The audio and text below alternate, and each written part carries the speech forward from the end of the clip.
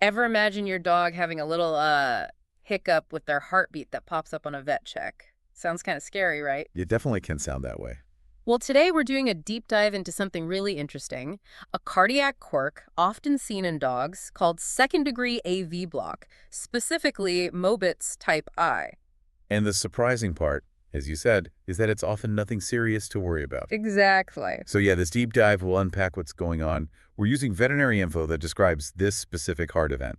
And explaining why for most dog owners, hearing this term shouldn't immediately, raise alarm bells. Right. Our mission here is really to clarify this common but often misunderstood phenomenon for you. Okay, let's unpack it then. Second-degree AV block.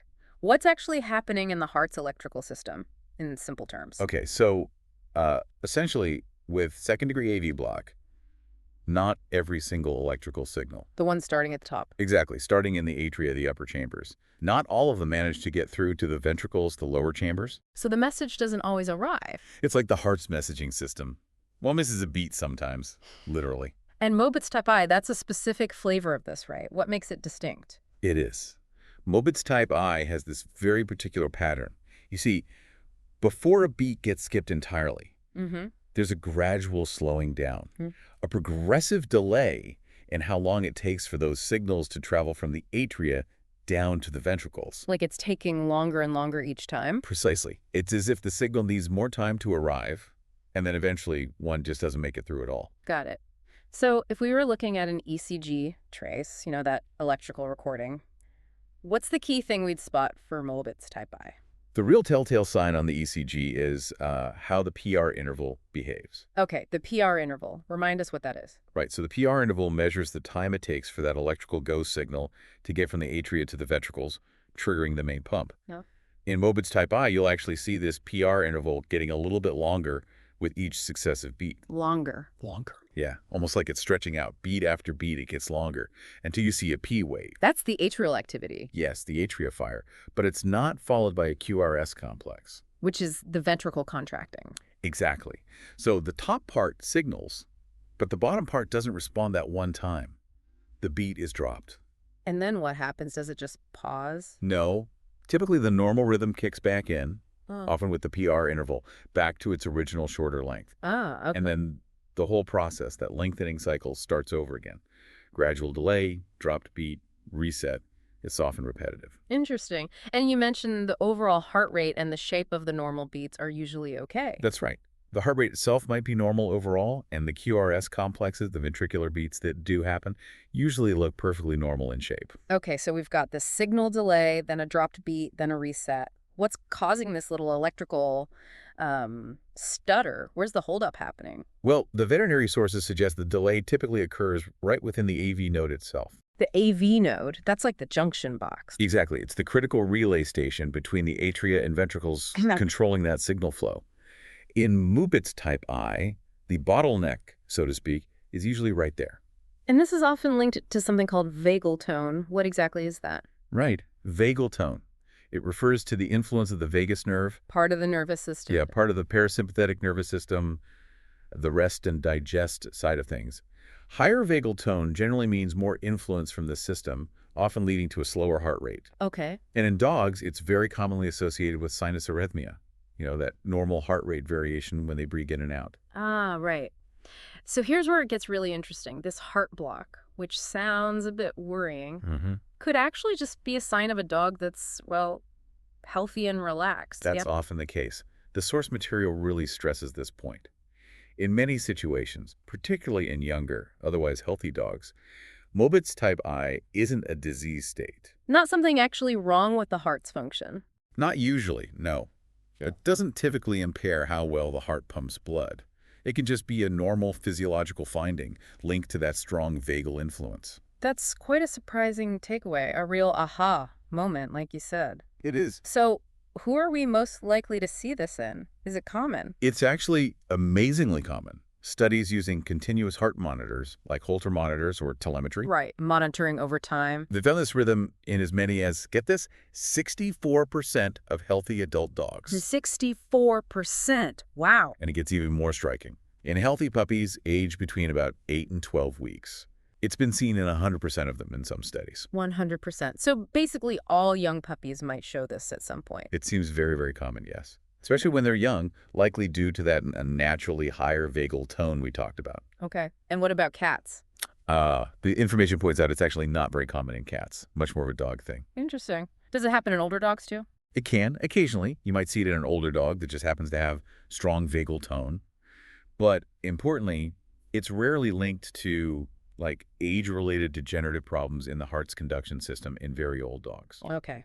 So given it's so common, especially in young, healthy dogs, what would an owner actually notice? Are there outward signs? Well, here's more reassurance. The veterinary resource states that in the vast majority of cases, dogs with Mobitz type I are completely asymptomatic. Meaning no symptoms at all. Exactly. They act totally normal. You wouldn't know anything unusual is happening with their heart rhythm just by looking at them. That makes sense if it's often not a problem hemodynamically, but are there any situations where you might see something? Yes, there are exceptions. For instance, if the AV block is being caused or worsened by certain medications. Ah, like a side effect. Right. The owner might see signs related to that specific drug, like with digoxin, maybe loss of appetite, vomiting, diarrhea. With others, like beta blockers or calcium channel blockers, perhaps the dog seems unusually weak. And in those rare instances where the heart rate becomes very slow because lots of beats are being dropped frequently, Then you might see issues. yes, then you could potentially see more significant signs like marked weakness or even fainting spells, Yeah. what vets call syncope. But again, that's less common with typical Mobitz type I. What about a vet doing a checkup? What might they find on exam? Often, the physical exam could be completely normal. Right. But if they're listening carefully to the heart with a stethoscope, they might detect occasional pauses in the rhythm. Hear the skipped beat, basically. Exactly. They might also notice that the first heart sound, the lub, gets a little softer just before one of those pauses. Oh, interesting. And the resource even mentions sometimes hearing a fourth heart sound, an S4 sound, all by itself during the time when a beat is skipped. Okay. So we know high vagal tone is a big factor, especially in young dogs. What else can cause this specific type of block? Well, while it's often normal, as we've said, the vet info notes that sometimes increased vagal activity can stem from issues outside the heart. Like what kind of issues? Maybe respiratory issues, gastrointestinal problems, things that can reflexively stimulate the vagus nerve. You might see the Mobitz alongside other signs of high vagal tone, like that sinus arrhythmia or even short pauses called sinus arrest. Right. And medications again? Definitely. Certain drugs are known culprits. They might work by either boosting vagal tone or by directly slowing conduction through that AV node. Which ones should people be aware of? The list includes digoxin, beta blockers, calcium channel blockers, some antiarrhythmics like propafenone or amiodarone, and even things like alpha-2 agonists used for sedation or opioids. So quite a few potential drug links. It sounds like anything that kind of pushes the body towards that rest and digest state Or directly slows down that AV node junction. could potentially make this type of block more likely or more obvious. That's a good way to think about it, yeah.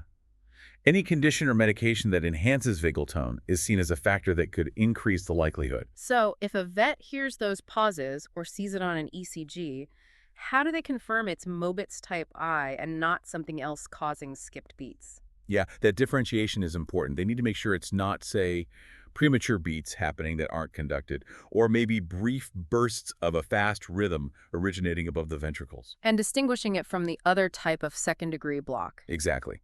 Mobitz type 2 second-degree AV block is different because the PR interval doesn't progressively lengthen before the dropped beat. It stays constant. That's a key difference. What about tests? Blood tests? Standard blood work might be run partly to check for things like electrolyte imbalances.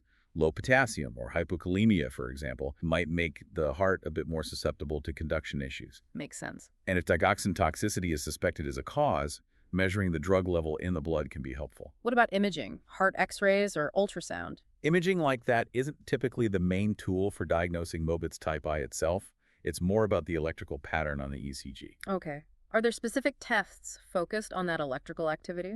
Yes, the atropine response test can be very useful. Atropine. That blocks the vagus nerve. Exactly. So if you give the dog atropine and the AV block resolves, it goes away. That strongly points towards high vagal tone being the cause. Precisely. It suggests it's a functional block related to nerve influence, not necessarily a structural problem in the conduction system. Are more invasive tests ever needed, like going inside the heart? You mean electrophysiologic studies, where they guide catheters with electrodes into the heart. Yeah. Generally, those are not needed just to diagnose Mobitz type I.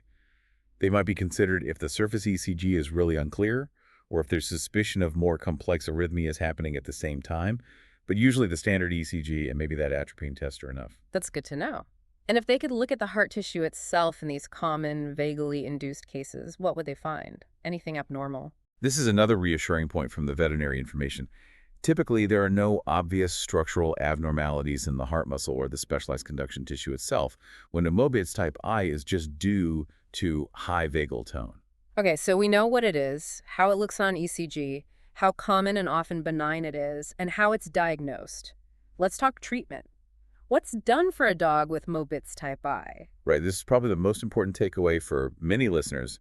Treatment is usually not necessary. Really? No heart medication needed? Not for the Mobitz type I block itself, especially when it's found incidentally in a young, healthy dog with no symptoms. So what is the focus then, if any action is taken? The focus is almost entirely on addressing any underlying cause, if one is identified. Like stopping a medication that might be contributing? Exactly. Or managing a non-cardiac condition that's increasing vagal tone. You treat the root cause, not the ECG finding itself in most cases. What about things like activity levels or diet? Do those Mhm. need changing? Usually not, no. General nursing care, the dog's activity level, their diet, these typically don't need specific adjustments just because of the Mobitz type of minding, unless, again, it relates to managing an underlying issue. So client education must be key here. Absolutely.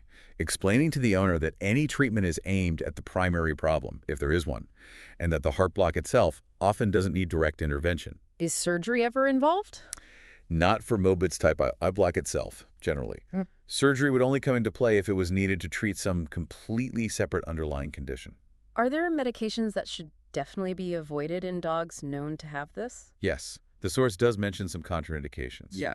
Primarily, drugs that mimic or enhance vagal activity should be used cautiously or avoided if possible. Like the ones we mentioned earlier. Right. Things like digoxin, which can both cause and worsen it, but also drugs like bethanical, physonacamide, policarpine, these could potentially make the block more severe. And the potassium link again.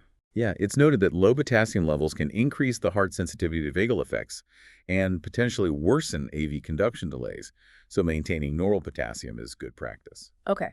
Once this Mobitz type I is identified, maybe in a young dog with no symptoms, what's the usual follow-up? Do they need regular heart checks for it? Typically, no. Ongoing monitoring specifically for the Mobitz type I block isn't usually necessary in those straightforward asymptomatic cases, assuming no other heart issues or concerning underlying conditions are present. And prevention. Can owners do anything to prevent it? Well, since it's often a normal finding related to physiology, direct prevention isn't really the goal. Prevention focuses more on avoiding or carefully managing those conditions or medications known to significantly boost vagal tone, but only if the vet feels it's clinically relevant for that specific dog. So not something most owners need to actively worry about preventing. Generally not for the common presentation in young, healthy dogs, no. Okay, so let's try and sum this up. The bottom line seems to be second-degree AV block, Mobitz type I in dogs. Even though it looks like a skipped beat on that ECG tracing, is very often just a normal physiological thing. Especially in young, healthy, energetic dogs, Yeah. yes. It's frequently linked to that strong vagal nerve influence, part of the body's normal rest and digest regulation. But context is key. Absolutely. While the ECG pattern is specific, whether it actually means anything clinically significant really depends on the individual dog. Are they showing symptoms? Are there other underlying health issues? Is it potentially drug-related? Those are the crucial questions. It really makes you appreciate the complexity, doesn't it? How the heart's rhythm, which seems so steady, can have these subtle variations that are often totally benign. It does. It highlights how what might seem like a problem on the surface is sometimes just normal biological fluctuation. And encourages us, and maybe you listening, to look beyond just the initial observation and understand the why behind it. Exactly. So if you're a dog owner who's maybe heard this term mentioned by your vet, we really hope this deep dive has brought some clarity and maybe some reassurance. Yeah, hopefully it helps put it into perspective. And it definitely leaves you wondering, doesn't it? What other seemingly alarming but actually harmless physiological quirks are out there in the animal kingdom, just waiting for us to unpack them?